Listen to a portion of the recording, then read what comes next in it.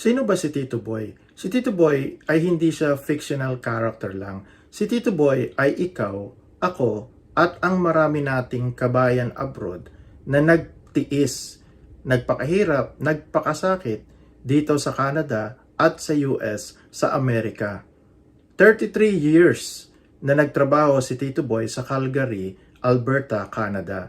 33 years siyang pumasok sa shift work. Minsan night shift, minsan weekend shift, minsan holidays. Sa gitna ng negative 35 degrees na weather, nagtiis sa sakit ng likod at unti-unting nagre-remit at nag-iipon para sa pangarap na retirement sa Pilipinas. So through all his working life, nakapagtabi at nakapag-ipon si Tito Boy, nakapagpadala siya ng 300,000 Canadian dollars sa kanyang local bank account sa Pilipinas. And then sinabi niya sa sarili niya, sapat na siguro to, pwede na akong mag-retire. I can live like a king sa probinsya namin. Pero alam mo ba kung ano ang nangyari sa buhay ni Tito Boy makalipas lang ng 18 buwan sa Manila? Naubos ang kanyang 300,000 Canadian dollars down to zero.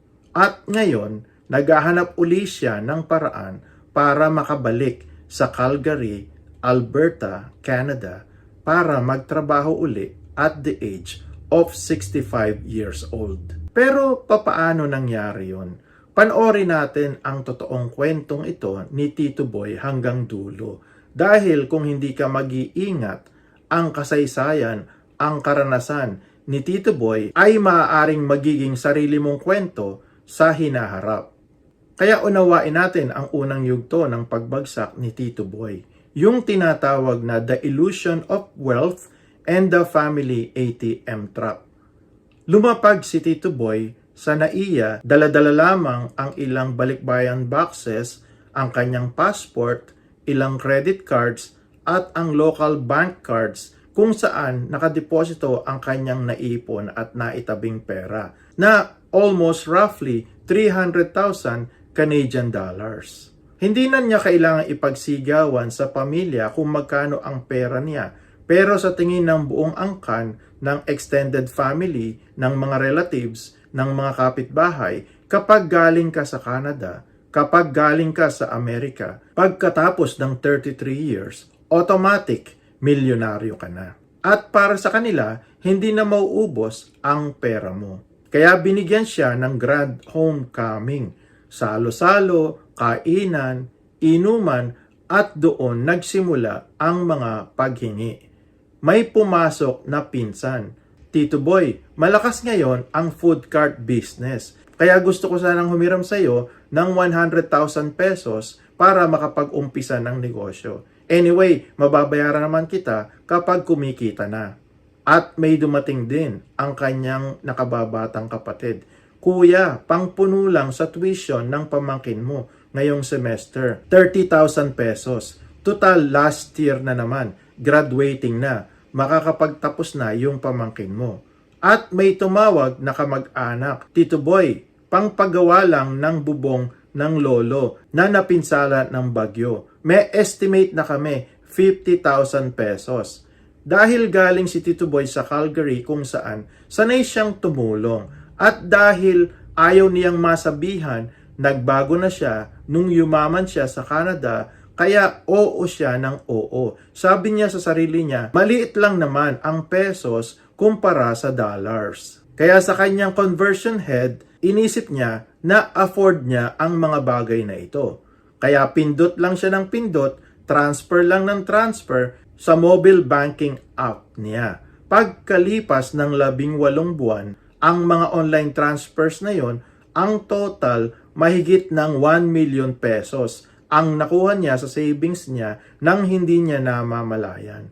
Hindi na-realize, hindi naisip ni Tito Boy that generosity without boundaries in the Philippines will systematically convert 33 years of hard-earned Western savings into somebody else's disposable cash. Kaya ngayon, pag-usapan natin yung ikalawang brutal na hagupit ng buhay kay Tito Boy. yung tinatawag na DNCAP, Healthcare Emergency. Pagpasok ng ika-14 na buwan ni Tito Boy, nagre-relax at nagbabakasyon siya, namamasyal-masyal sa Manila at doon siya nakaramdam ng matinding paninikip ng kanyang dibdib. Kaya isinugod siya sa ER ng isang kilalang private hospital sa Manila. Dahil full-time na siyang nag-retire sa Pilipinas, wala na siyang Alberta Healthcare Insurance Plan. At dahil lagpas na rin siya sa 60 years old, wala na rin gustong kumuha sa kanyang private health insurance sa Pilipinas. Kung meron man, masyadong mataas ang premium. Kaya araw-araw kinakatok ang pamilya niya ng billing department ng ospital para sa running balance, bago ibigay ang mga gamot sa pharmacy at bago gawin ang mga special na procedure sa puso niya. Kailangang mag-settle ng bayad ang pamilya ni Tito Boy. Kaya sa loob ng 3 linggo sa ICU hanggang sa makalabas siya mula sa professional fees ng mga espesyalistang doktor, sa room rates, hanggang sa bawat piraso ng gamot, ng bulak, ng syringes, ng dextrose, ang final na singil kay Tito Boy ay umabot ng 3.3 million pesos na halos nagkakahalaga ng 80,000 Canadian dollars. Ang nawala kay Tito Boy bago pa siya makalabas ng pintuan ng ospital. At doon na-realize ni Tito Boy ang pinakamasakit na katotohanan. Ang pera niyang inipon ng 3 decades para sa retirement fund niya, pambayad lang pala ng isang pagkakasakit sa Pilipinas. At ngayon, pag-usapan natin yung ikatlong pagkakamali ni Tito Boy, yung tinatawag na the unchecked construction trap. Kasi habang nasa Calgary pa si Tito Boy, sa Alberta, sa Canada, sinimulan na niya na magpatayo ng kanyang dream retirement home na isang 4-bedroom house up and down sa probinsya para pag-uwi ng kanyang pamilya, ng kanyang mga anak at mga manugang at mga apo, may matutuluyan sila. Kasi gusto niya sama-sama sila sa isang malaking bahay sa probinsya. Kaya ang original na usapan nila ng local contractor, ang magagastos niya ay around 4 million pesos.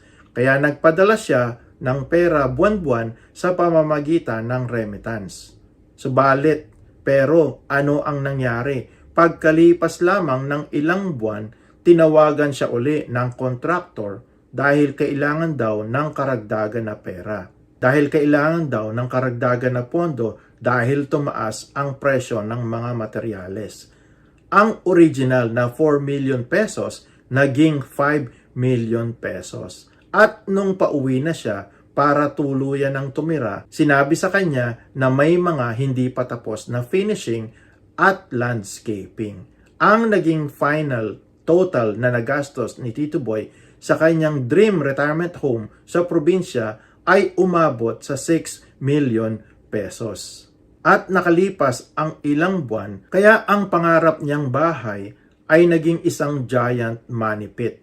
Idagdag mo pa na dahil hindi niya kayang tiisin ang init ng probinsya kumpara sa lamig ng Calgary, Alberta, Canada, nagpapatakbo siya ng aircon 24/7. Kaya ang bill niya sa kuryente ay umaabot ng 25,000 pesos per month. Dahil hindi na-realize ni Tito Boy that building a dream house in the Philippines via long-distance remittances is simply writing a blank check that will double before you even get the keys. Kaya ang nangyari, ang 6 million pesos na napunta sa bahay, ang 3.3 million pesos na naubos sa ospital at ang milyong-milyong na ipamigay niya sa hiling ng extended families sa loob lamang ng 18 buwan.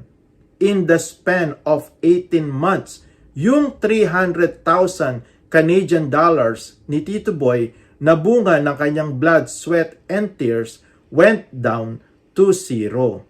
Kaya ngayon, ang ending, nasaan na si Tito Boy? Si Tito Boy ay nakaupo sa isa sa mga kwarto sa itinayo niyang 6 million pesos na retirement home sa probinsya. Walang nakabukas na aircon dahil hindi na niya kayang bayaran ang kuryente. Mag-isa siya sa isang malaking bahay, tumatawag sa mga dating kasamahan sa trabaho, sa mga dating kaibigan niya sa Calgary, sa Alberta, Canada, at nakikiusap na baka matulungan siya na makabalik sa kanyang trabaho sa edad na 65 years old. 33 years na nagpakahirap si Tito Boy sa lamig at matinding trabaho sa Calgary para lang maging mahirap uli sa sarili niyang bayan sa loob lamang ng 18 buwan. Kaya matuto tayo sa aral ng buhay ni Tito Boy. Huwag mong ipagpalit ang tears na pinagpaguran mo sa Canada or sa Amerika para lang sa isang emotional at walang planong pag-uwi at retirement sa Pilipinas. Kaya mag-isip ka, protektahan mo ang sarili mo, ang health benefits mo at ang boundaries mo sa iyong extended family. Dahil kapag naubos ang pera mo sa Pilipinas, hindi mo na maibabalik ang 33 years ng paghihirap mo sa Calgary, Alberta, Canada. Pero ang good news naman na naranasan ni Tito Boy dahil siya'y Canadian citizen, madali niya ring na-reinstate ang kanyang status at nagkaroon na uli siya ng Alberta Healthcare Insurance Plan. Sa ngayon, umaasa at ginagamit ni Tito Boy ang nalalabi sa kanyang pension, sa kanyang CPP at OAS. At dahil nahihiya siyang makitira sa bahay ng kanyang mga anak, kaya nag-decide na lang siya na umupa sa isang maliit na basement sa isa niyang mga kakilala, habang bumalik siya sa pagtatrabaho ng part-time. Kaya ngayon, balik Canada si Tito Boy at dito na siya naninirahan. At paminsan-minsan kapag maganda ang pakiramdam niya, umuwi siya sa Pilipinas para magbakasyon sa loob lamang ng 4 hanggang 6 na linggo. Dahil ayaw niya na uling ipagbaka sakali ang kanyang kalusugan just in case na abutin na naman siya doon. Kaya ngayon, masaya nang nabubuhay si Tito Boy dito, balik sa Calgary, Alberta, Canada. Ine-enjoy ang kanyang pension at ang free healthcare program ng Canada.